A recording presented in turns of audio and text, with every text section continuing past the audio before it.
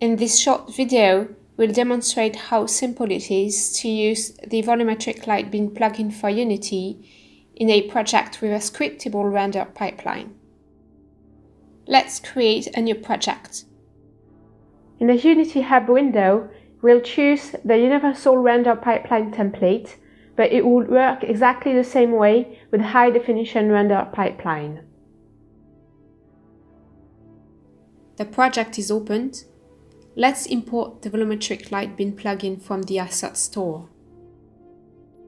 Once imported, all the files of the plugin are located under the folder Plugins, Volumetric Light Beam. First, make sure the plugin is properly configured.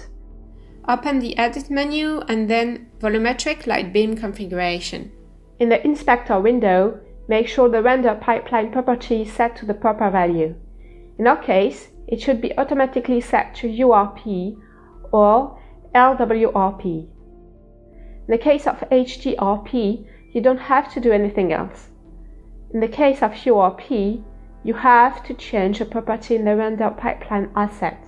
Otherwise, the soft intersection with opaque geometry feature won't work. Open your render pipeline asset from the Quality tab in the Project Settings. You have to check the Depth Texture property to enable this feature. We also recommend to enable this property for the render pipeline assets associated to other quality levels. Everything is set up. You can now start creating some volumetric light beams in your scene. Let's create a new beam and tweak its properties.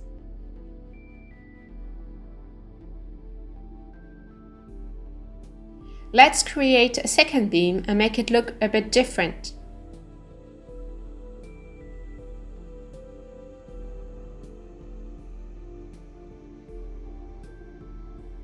Everything looks good in play mode.